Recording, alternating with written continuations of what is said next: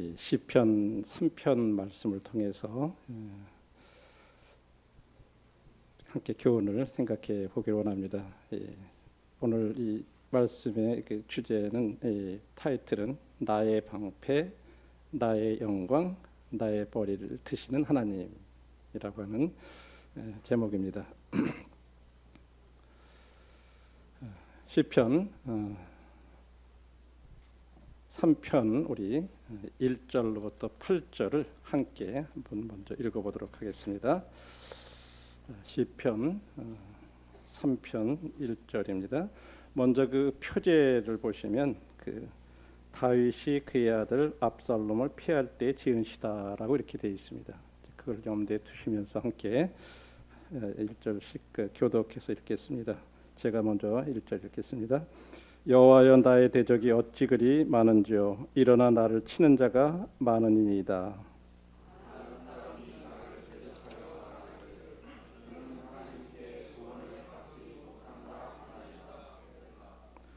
여호와여 주는 나의 방패시요 나의 영광이시요 나의 머리를 드시는 자신이이다.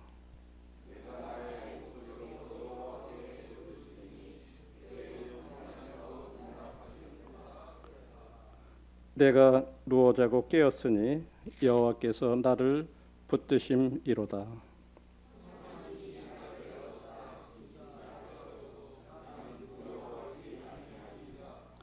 여호와여 일어나소서 나의 하나님이여 나를 구원하소서. 주께서 나의 모든 원수의 뺨을 치시며 악인의 일을 꺾으셨나이다.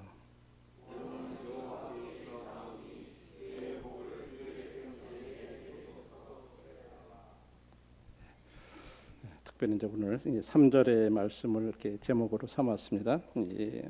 우리가 읽은 대로 이 표제에 보면 이 시는 다윗이 그의 아들 압살롬을 피할 때 지은 시라고 이렇게 했습니다.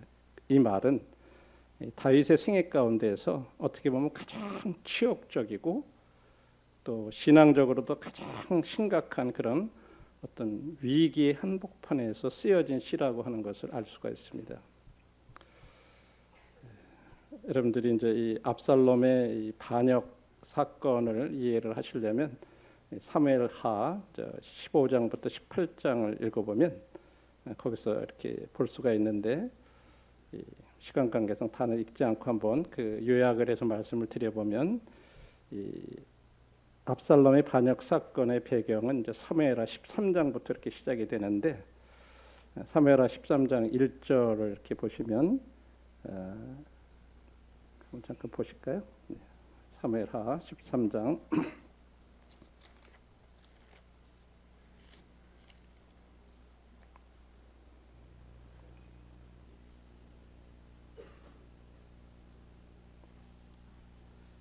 1절에 보니까 그 후에 이 일이 있으니라 하면서 이제 이 그 후라고 하는 말은 이제 12장에 보시면 26절부터 31절까지 사이에 다윗이 암몬 수도를 암몬이라고 하는 그 나라의 수도 랍바를 점령을 하고 이제 예루살렘으로 이렇게 돌아온 후라고 하는 것을 알 수가 있습니다.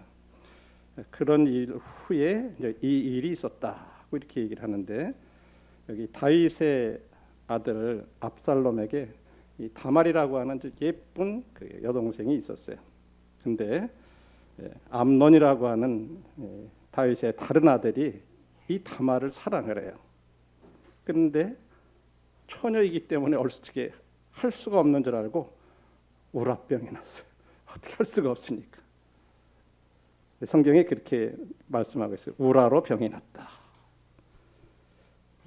그런데 그때 이 다윗 왕의 형이 누구냐면 시므이라고 하는 형이 있는데 그 시므아라고 하는 형이 있는데 그 아들이 누구냐면 요나답이라는 아들이 있었는데 이게 암논하고 친구예요. 가만히 보니까 암논이 그 다말을 사랑한다는 것을 이제 알고 흉계를 꾸며요. 그래서 야, 너 그렇게 침상에 누워서 병든 차다가 아픈 차다가 아버지 다윗이 너 보러 오면 누이가 그 다말이 좀 낮게 와서 떡을 먹이되 내가 보는 데서 떡을 차려서 그 손으로 좀 먹여주게 해달라. 이렇게 요청을 하라고 이렇게 얘기를 해줘요. 그래서 이제 실제적으로 다윗이 이 암논이 아프다는 걸 알고 보러 갑니다. 그런데 이 요나답이 알려준 대로 그대로 이제 이 요청을 해요. 그러니까 다윗이 아들이 그러니까 이제 다말한테 야 오빠가 아프니까 너 좀 가가지고 음식도 좀 차려주고 그렇게 해라. 그러면서 사람을 이제 보내가지고 이제 다말이 들어가서 이제 음식을 이렇게 그 암논의 집에 와가지고 이제 그가 보는 데서 이제 과자를 만들어서 이제 과자를 이렇게 만들어서 쏟아놓고 자 그랬는데도 암논이 안 먹는 거예요 과자를. 그러면서 모든 사람들 다 나가라 이래놓고 다말에게 그 음식을 가지고 내 침실로 들어와라. 내 손으로 그리고 나를 좀 나한테 먹여달라 이렇게 얘기를 하죠. 그래서 이제 다말은 뭐 오빠고 그러니까 뭐 아무 의심 없죠. 그냥 침실에 들어가 가지고 음식을 먹으려고 가까이 가는데 암논이 그를 붙잡아서 억지로 동침을 합니다. 이거는 안 된다고 막 그 저항을 해도 안 되죠 심 때문에. 그래가지고 그냥 그리고 나서는 마음에 미운 마음이 생겨가지고 쫓아버려요. 그래서 이제 다말이 이제 죄를 무릅쓰고 이제 시집까지 하는 여자들은 이제 채색 옷을 입게 되는데 그 채색 옷을 찢고 손을 머리에 얹고 가서 크게 막 통곡을 하는 거예요. 대성통곡을. 그러니까 그 오빠 압살롬이 이제 압살롬의 친동생이니까 그 사실을 알아요. 그러나 네가 그 오빠니까 지금은 잠잠히 있어라. 그리고 자기 집에 그냥 데리고 살아요. 그러면서 속으로는 암논을 굉장히 미워하면서 죽일 계획을 생각을 하고 있게 돼요. 다윗도 이제 그 얘기를 듣고 암논이 그렇게 했다는 걸 듣고 굉장히 이제 심히 노했다고 성경에 보면 그렇게 말을 하고 있어요. 그러면서 이제 시간이 한 2년 정도가 흘렀어요. 그런 상황에서. 그런데 이제 압살롬이 마음에 이 암논을 대한 복수를 이렇게 다 계획을 하고 어떻게 했냐면 이 양털을 깎게 되면 이제 사람들을 막 초대를 해가지고 음식을 나눠 먹고 막 그러는 게 있어요. 그런 것을 딱 계획을 하고 양털을 깎는 날 아버지 다윗 왕도 좀 오시고요. 또 모든 아들을 다 이렇게 좀 같이 오세요 하고 초대를 해요. 근데 다윗 왕은 내가 뭐 너한테 피를 끼칠 것까지 가냐 난 안 가겠다. 그러니까 압살롬이 그러세요? 그러면 그렇지만 암논은 꼭 보내주세요. 이렇게 요청을 해요. 근데 다윗은 이제 그런 꿍꿍이를 모르니까 일단은 그래서 다 보내요 아들들을. 근데 압살롬은 이미 그 종들한테 다 얘기를 해놨어요. 암논이 이제 한참 막 해가지고 이제 술 먹고 즐겁고 그렇게 술 취하면 그때 죽여라. 내가 책임질 테니까. 그래가지고 이제 실제적으로 그렇게 해서 암논이 죽임을 당해요. 압살롬이 죽여요. 그리고 압살롬은요 일단 살인자잖아요. 그러니까 거기 못 있고 어디로 도망가냐면 그술이라고 하는 그곳으로 이제 피신을 가요. 그 왕한테 도망가요. 그리고 이제 그곳에서 3년을 머물게 됩니다. 그런데 그 기간에 가만히 보니까 다윗 왕이 그래도 어쨌든 간에 그 압살롬이 아들이라고 그 마음이 자꾸 압살롬한테 이렇게 가는 거를 이렇게 이제 군대 장관 요압이 보니까 알겠는 거라. 그래서 그거를 어떻게 해야 되나 생각을 하다가 한 지혜로운 여인, 드고아의 지혜로운 한 여인을 오라 그래가지고 어떤 막 깨를 내가지고 왕한테 가서 너 이렇게 얘기를 해라. 뭐 이렇게 해가지고 뭐 다윗 왕은 모르고 그 여인이 와서 얘기를 하니까 이제 거기에 반응을 했는데 결국은 이게 이제 요압이 그렇게 보내서 한 걸 다 알아요. 그리고 요압한테 가서 너 요압을 압살롬을 데리고 와라 이렇게 허락을 해줘요. 그래서 요압이 구슬에 가가지고 압살롬을 데리고 이제 예루살렘에 옵니다. 근데 성경은 이상하게 다윗이 그렇게 압살롬에게 마음을 향했다고 그랬는데 그가 왔는데 얼굴을 못 보게 해요. 자기 얼굴을 못 보고 그냥 자기 집으로 보내버려요. 그러면서 한 2년이 또 흘러버려요. 그러니까 압살롬이 돌아는 왔는데 이 왕이 왕의 얼굴을 못 보게 하니까 이제 화가 나잖아요. 이제. 그래가지고 요압을 불러 와가지고 야, 너 나를 데리고 왔으면 왕한테 너 데리고 가야 되는 거 아니야? 그러려고 왕 아무리 요압을 불러도 안 오는 거예요. 또 요압 군대 장관도. 그러니까 그 밭에다가 불을 질러버려. 그러니까 요압의 밭에다가 그러니까 할 수 없이 이제 요압이 왜 이렇게 밭에다가 불을 질렀냐? 밭이 옆에 있었거든. 그러니까 이제 사실을 얘기하는 거예요. 내가 이렇게 왔는데 나 이렇게 왕 얼굴도 못 보게 하고 어떻게 이렇게 할 수 있느냐? 이제 그래서 그 사실이 알려지면서 다윗이 오라 그래요. 그래서 이제 가서 비로소 그 다윗 왕의 얼굴을 보게 돼요. 그런데 예루살렘으로 이렇게 이제 와서 이 압살롬의 마음 가운데 사람들이 재판을 하러 다윗 왕한테 오면요 아주 좋게 막 이렇게 재판을 해주기를 가지고 사람들의 마음이 압살롬한테 다 이렇게 쏠려가는 거예요.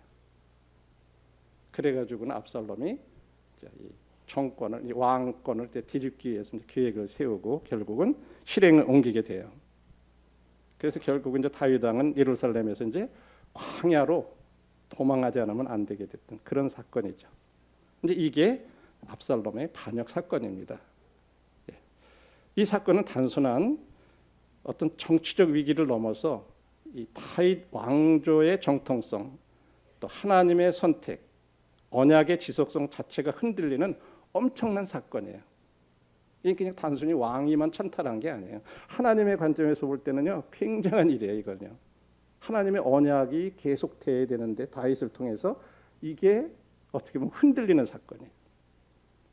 그래서 이 다윗은 왕자만 잃었던 게 아니에요. 왕자뿐만 아니라 예루살렘, 그다음에 성소, 또 백성들의 지지, 또 아버지인데 아들한테 이런 불명예스러운 일을 당하면서 광야로 도망쳐야만 하는 그런 상황이었어요. 그런데 우리가 이제 이런 상황을 배경을 이해를 하면서 이제 시편 3편을 이해할 때 우리가 더 잘 이해할 수가 있어요. 이런 상황에서 그런데도 다윗은 침묵하지 않고 지금 이 시편 3편의 기도를 하는 거예요. 그 시편 3편은 어떻게 보면 기도의 언어예요. 기도의 내용이에요.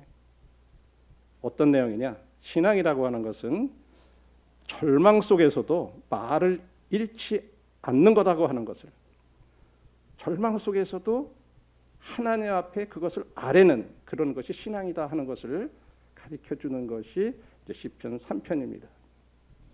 그래서 시편 3편 가운데서 우리는 4가지 교훈을 배울 수가 있는데, 첫 번째는 위기의 현실을 부정하지 않는 신앙, 두 번째는 우리들의 영적 시선을 전환하는 것, 그리고 세 번째로는 위기 속의 참, 그런 와중에서도 다윗은 잠을 자요. 그 다음에 두려움, 그 주변에 자기를 지금 죽이려고 하는 그런 대적들이 둘러싸여 있는 그런 가운데에서도 그런 두려움을 넘어서 있는 어떤 그런 확신, 이런 4가지를 우리가 이렇게 시편 3편에서 볼 수가 있습니다.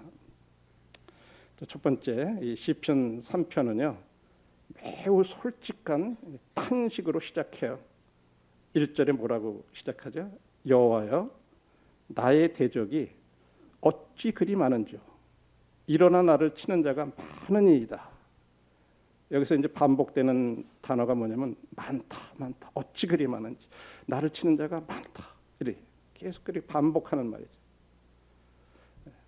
다윗은 여기에서 자기의 현재 상황을 갖다가 그렇지 않아요. 뭐 이렇게 미화시키는 게 아니에요. 사실대로 하나님 앞에 그냥 아뢰는 거예요. 대적이 실제로 많고 위협은 굉장히 구체적이고 굉장히 이제 자기는 고립되어 있는 그런 현실이에요. 그리고 여기 이 대적은 단순한 어떤 개인적 차원의 어떤 그런 원한이 아니고 생존을 위협하는 적대 세력들을 가리키는 거예요. 자기가 자기가 죽어야 되는 어떤 그런 생존을 위협하는 그런 적대 세력을 가리키는 거예요. 목숨이 달린 거죠. 그리고 그 대적들이 많다, 많다 이렇게 언급한 것은 그 위기가 어떠한가 하는 것을 말해주는 거예요. 그래서 여기서 시편 기자인 이 다윗은요, 그 현실을 덮지를 않아요. 그냥 신앙의 언어로 현실을 덮지 않는다는 말은 뭐 그래도 하나님이 나를 지켜주시고 괜찮을 거예요. 뭐 이런 식으로 얘기하지 않았다는 거예요. 오히려 현실을 정확한 언어로 하나님 앞에 그대로 얘기한 거예요. 지금 내 주변에 이렇게 막 대적이 많은 대적이 나를 죽이려고 하는 대적이 이렇게 나를 많이 둘러싸고 있습니다. 사실대로 하나님 앞에 그렇게 아랬다고 하는 거예요. 위기의 현실을 부정하지 않는 거예요. 있는 그대로. 그러면서 많은 사람이 나를 대적하여 2절에 보니까 많은 사람이 나를 대하여 말하기를 그는 하나님께 구원을 받지 못한다 하나이다. 2절에서요. 위기는 더 깊어져요. 그냥 주변에서 이렇게 둘러치고 자기를 죽이려고 하는 것뿐만 아니라 뭐라고 또 얘기해요? 조롱하는 거예요. 이게 하나님께 구원을 받지 못한다.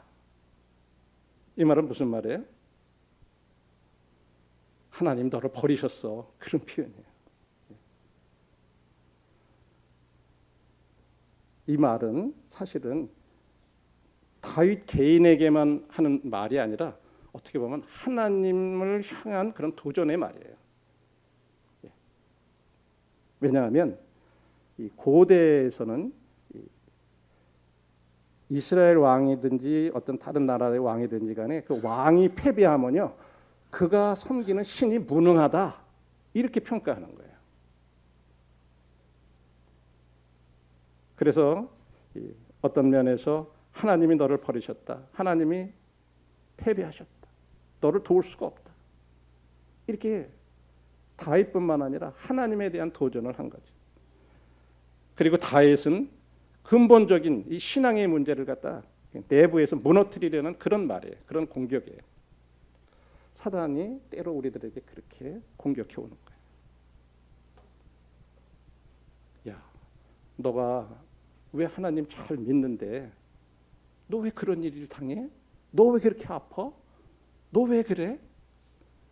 너는 하나님 앞에 도움을 못 입잖아. 이런 걸로 우리들의 마음 가운데 계속 속삭이는 거예요. 그런데 여기서 중요한 거는 뭐냐 하면 다윗이 그 말을요 하나님 앞에 그대로 전달을 하는 거예요. 들리는 그 말, 너 하나님의 구원을 받지 못해, 하나님께서 너를 구원하시지 못해 라고 했다고 하는 말을 그대로 하나님 앞에 아랬다고 하는 거예요.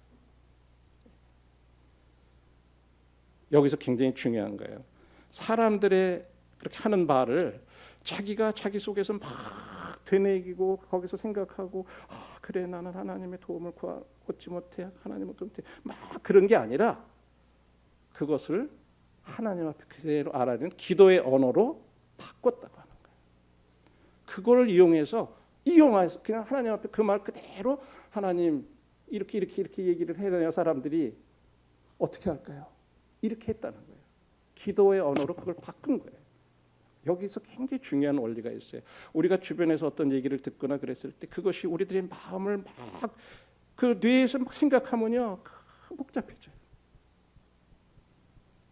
그리고 우리가 영향을 받아요. 그것을 하나님 앞에 가지고 나가야 돼요. 신앙은 고통이 없다. 그건 착각이에요. 고통을 하나님께 말할 수 있는 용기에서 신앙은 시작된다. 이렇게.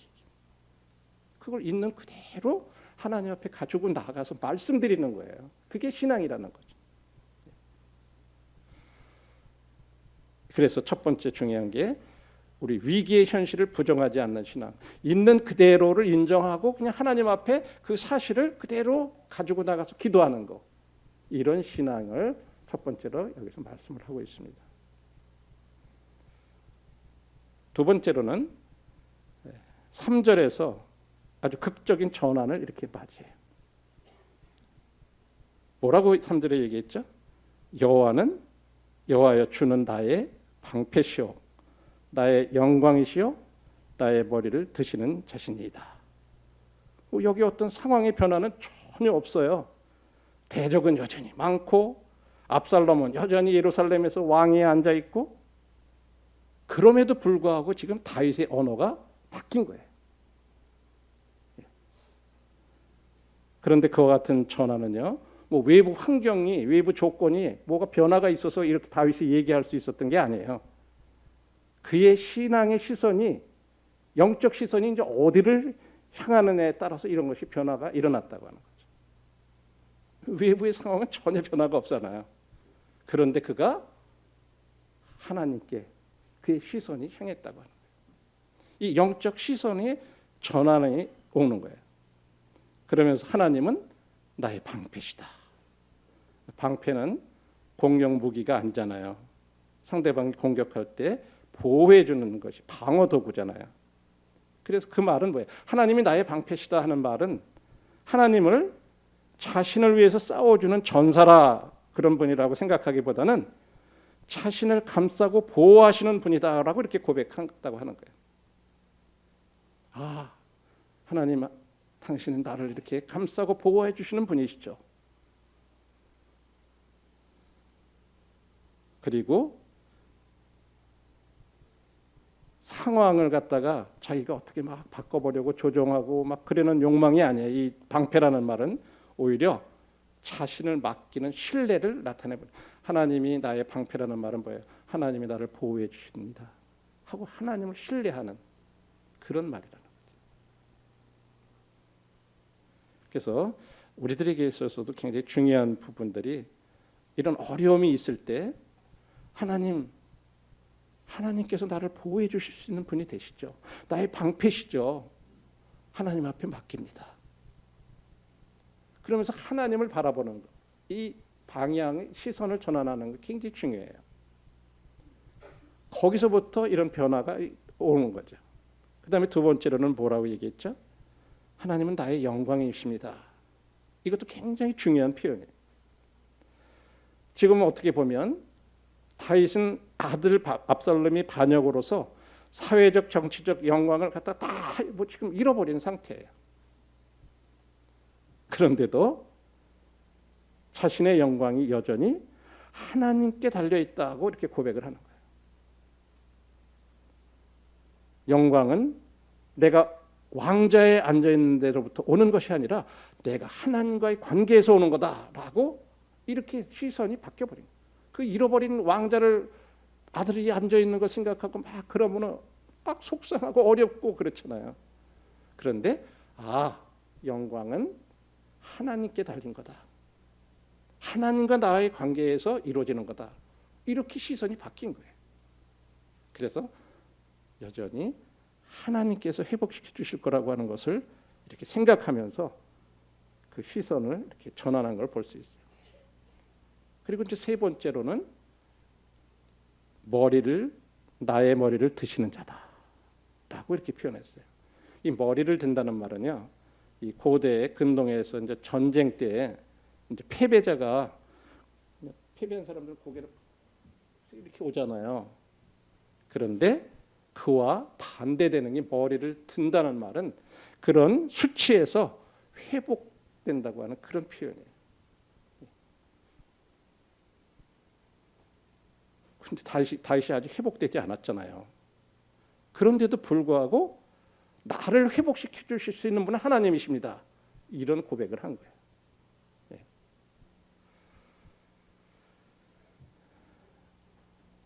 그렇게 믿었기 때문에 그가 이 영적인 시선이 전환이 됐을 때 아무런 외적인 상황은 변화가 안 됐어도 하나님은 나의 방패시고 나의 영광이시고 나의 머리를 드시는 자다라고 이렇게 바뀔 수가 있었던 거예요. 그리고 이제 4절에 뭐라고 얘기했죠? 내가 나의 목소리로 여호와께 부르짖으니 그의 성산에서 응답하시는도다. 5절에 내가 누워 자고 깨었으니 여호와께서 나를 붙드심이로다. 지금 다윗은 광야에 있었잖아요. 그런데 여기 4절에 보니까 성산에서 응답하신다. 이렇게. 성소는 사실은 멀리 떨어져 있잖아요. 예루살렘에. 지금 거기서 쫓겨나와 있기 때문에. 거룩한 산, 성소, 언약궤가 있는 곳, 그것은 사실 멀리 떨어져 있었어요. 그런데도 불구하고 하나님이 그의 성산에서 응답하신다고 이렇게 고백을 해요. 그 말은 하나님이 계신 그곳이 곧 성소다라고 하는 그런 고백이에요. 하나님이 자기와 함께 계신 그곳에서 계시다. 그래서 하나님의 임재가 어떤 이런 공간에 제한되지 않는다고 하는 것을 그의 마음 가운데 생각을 하면서 성산에서 응답하시겠다라고 이렇게 말해요. 특별히 5절은 이 시에 있어서 어떻게 보면 하나의 절정이에요. 지금 아들에게 쫓겨가지고 이제 아들이 막 쫓아오잖아요. 이제 전쟁을 하려고 이제 죽이려고 반역을 일으킨. 그래가지고 어떻게 보면 막 도망가는 사람인데 그가 잠을 잔다는 것은 어떻게 보면 극히 비현실적이에요. 그죠? 이거 언제 터져와서 자기 죽일지 모르는데 어떻게 잠을 자요? 사실은 이 성경에서 이 잠이라고 하는 것은 신뢰의 행위라고 이렇게 진짜 신뢰함으로써 그냥 잘 수 있다고. 사실 우리 사람들은 잠이 들 때 모든 통제권을 다 내려놓는 거예요. 그렇죠? 우리 잠자면서 내가 어떻게 하겠다 저겠다 막 하고 내가 나를 그렇게 하는 아무도 없잖아요. 그냥 맡기고 뭐 어떻게 될지 뭐 어버가도 모른다 그랬잖아요. 그렇죠? 통제권을 다 내려놓는 거잖아요. 그래서 이 다윗의 잠은 어떤 무기력의 결과가 아니라 신앙의 결과라고 하는 거예요. 진짜 하나님에 대한 신뢰로 때문에 그렇게 잘 수 있었다고 하는 거예요. 근데 저를 포함해서 오늘날 믿는다고 하는 많은 분들이 같이 기도하지만 잠들지 못해. 진짜 불면증에 시달리는 사람들 많아요. 걱정 속에서 기도하고 기도 후에도 또 계속 자기가 그걸 붙들고 있어요. 이런 건 신뢰가 아니에요. 그러나 다윗은 하나님께 부르짖은 후에 잠이 들었다고 말씀하고 있어요. 그래서 이것이 위기 속의 잠이라는 그런 믿음이 있었다고 하는 거예요. 우리들에게도 그런 것이 필요하다는 거예요. 하나님을 신뢰함으로써 우리의 마음이 안식하고 그랬을 때 우리들의 육체적으로도 진짜로 이렇게 잠을 잘 수 있는. 그리고 네 번째 교훈은 두려움을 넘어서는 확신인데 이제 6절에 보니까 천만인이 나를 에워싸 진친다 하여도 나는 두려워하지 아니하리이다. 이 천만인이 나를 에워 진친다는 표현은 과장은 아니에요. 굉장히 많은 이 압살롬의 군대들이 이제 그를 치러 이렇게 와서 둘러싸고 있었기 때문에 과장은 아니지만 그 표현은 내가 얼마나 지금 위기 가운데 있느냐는 어떤 위기의 총체성을 표현하는 어떤 시적인 언어라고 그래요. 진짜 내가 위태롭다. 위기 가운데 있다. 그런데 그런 가운데서도 그냥 두려움이 없었던 그게 아니라 진짜 두려움이 있었는데 두려움을 넘어서는 신뢰가 있었다고 하는 거. 이게 중요한 거예요. 두려움 자체가 사라지거나 뭐 하나님 의지하니까 난 두렵지 않아요. 막 그런 게 아니에요. 진짜 주변이 너무 많이 둘러싸여 있어가지고 두려워. 그런데 그 두려움을 넘어서 하나님을 신뢰하는 신뢰가 있었다. 이게 중요하다는 거죠.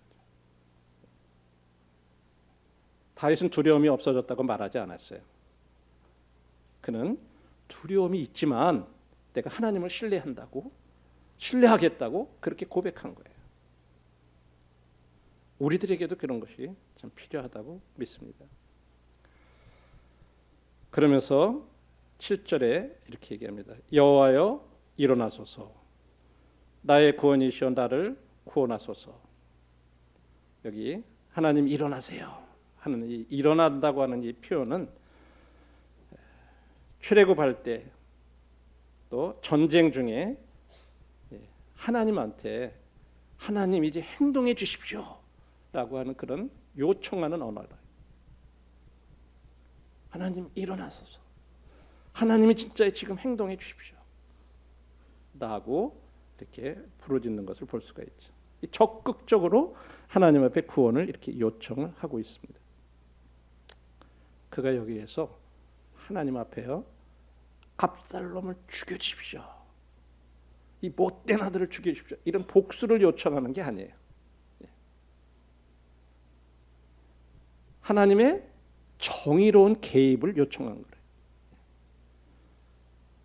그러면서 여기 악인의 이를 꺾어달라고, 이를 꺾는다는 이 표현은 어떤 보복을 해달라, 폭력을 해가지고 그냥 이빨 부러뜨리고 뭐 그렇게 보복해달라는 그런 표현이 아니라 악의 힘을 무력화시키는 어떤 하나님의 심판을 상징하는 그런 표현이라고 그래요. 그래서 성경에는 원수의 이를 꺾어달라, 원수의 이를 꺾어달라는 표현들이 자주 등장해요.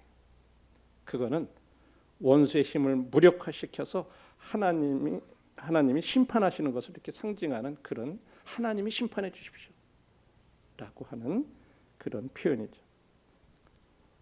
그러면서 8절에 이렇게 얘기합니다. 이 참 놀라운 선언으로다가 이제 이렇게 그 시편이 마무리되는데, 구원은 여호와께 있사오니 주의 복을 주의 백성에게 내리소서.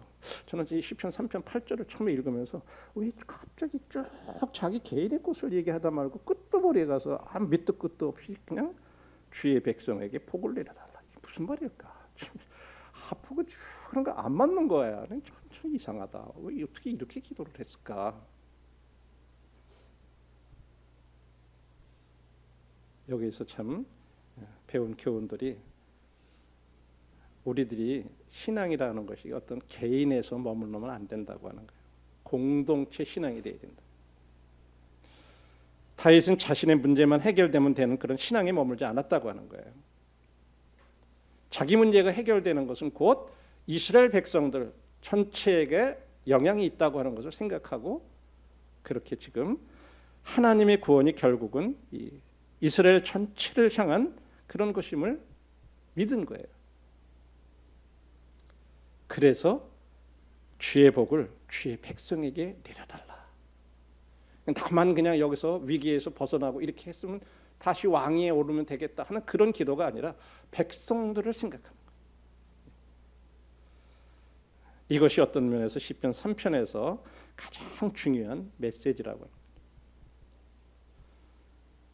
그래서 신앙은 이제 많은 대적, 그거 최고해 주는 거, 그게 아니라 많은 대적 앞에서도 하나님 한 분이면 충분하다 라고 고백하는 용기, 이게 신앙이라는 거예요. 다윗은 여전히 지금 아직까지도 광야에 있었지만 구원은 하나님께 있다, 여호와께 있다라고 이미 승리를 선언하고 있는 거예요.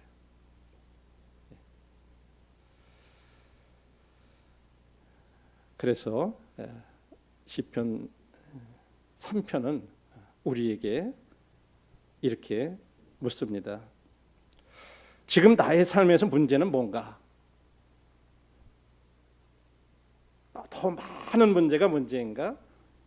아니면 하나님 한 분에 대한 그런 그분만이면 충분하다고 하는 그런 믿음이 없는 게 문제인가? 네.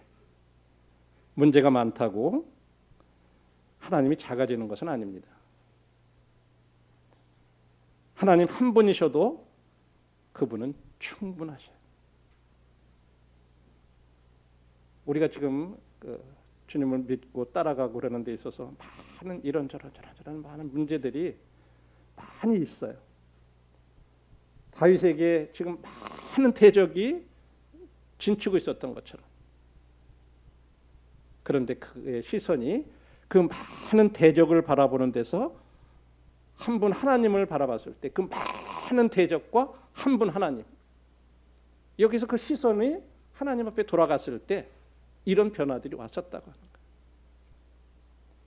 거예요. 저희들에게도 그런 주님 앞에 주님 제 시선의 이 영적 시선의 전환을 할 수 있게 도와주십시오. 이런 것들이 주님 앞에 참 필요하다고 믿습니다. 그래서 저희들도 하나님 앞에 많은 대적이 있어도 하나님 한 분 하나님이시면 충분합니다. 왜냐하면 하나님은 저의 방패가 되시고 하나님은 저의 영광이시고 하나님은 저의 머리를 드시는 자시기 때문입니다. 저희들이 이런 어려움 속에 문제 속에서 우리들의 언어가 그렇게 바뀌기를 원하시는 거예요. 그 상황에서 어려운 그 상황을 그대로 기도의 언어로 바꾸는 그런 것들이 저희들에게 필요하다는 거예요. 그래서 마지막 결론의 말씀은 우리가 선택해야 할 건요, 상황이 아니라 우리들이 상황을 보고 자꾸만 왜 이렇지, 왜 그럴까, 왜 그럴까 막 거기에 있는 것이 아니라 우리들이 바꿔야 될 게 언어예요. 두려움의 언어가 아니라 하나님을 부르는 언어, 기도의 언어, 이걸로 우리가 선택해야 된다. 그래서 마지막 우리는 이 둘 사이에 어떤 언어를 선택하며 살고 있나? 한번 피차 주님 앞에서 이와 같은 것들을 서로 생각하면서 이 다윗이 아들한테 참 쫓겨서 도망가서 광야에서 얼마나 처량한 신세예요, 그렇죠? 그런데도 참 나중에 보면요, 이제 전쟁을 이제 압살롬이 이제 어쨌든 간에 와가지고 이제 나중에 전쟁을 하잖아요. 그런데 다윗은 그런 상황에서도요, 압살롬만큼은 죽이지 말라 이렇게 부하들한테 요청을 해요. 얘기를 해놔요. 이게 어떤 마음일까? 자기가 당하는 그런 수치와 모욕과 막 그런 걸 하면서도 자기 아들 압살롬은 죽이지 말라. 근데 여러분들이 아는 대로 전쟁 중에 그 길르앗 땅으로 거기 가보면 지금도 저는 거기 가면 뽕나무들이 우리나라하고 뽕나무하고 달라요. 막 진짜 밑으로 이렇게 가지를 뻗은 뽕나무들이 굉장히 억세요. 근데 막 워낙 전쟁이 막 심하니까 그냥 막 타고 압살롬이 도망가다가 머리가 딱 가지에 끼어가지고 짐승이야 뭐 알아요. 그냥 자기 갈 길 가니까 공중에 대롱대롱 매달리고 머리털은 워낙 힘이 세가지고 이 압살롬이 그냥 딱 끼어가지고 매달려 있어요. 근데 다른 부하들은요, 이 다윗 왕이 그렇게 얘기한 걸 들었기 때문에 가서 아무도 죽이지를 못하는 거예요. 근데 요압이 죽여요. 네. 그래서 압살롬이 죽죠. 그래서 지금도 예루살렘의 그 기드론 골짜기에 가면요, 압살롬의 무덤이라고 하는 것이 이렇게 있어요. 사람들한테 지금까지도 이 반역한 인생이 어떻게 되는가를 역사적으로, 물론 그것이 전승에 의한 건지 진짜인지 압살롬의 묘인지는 우리는 알 수 없지만 그런 것을 해놓고서 압살롬의 무덤이다라고 얘기하는 그런 무덤이 있어요.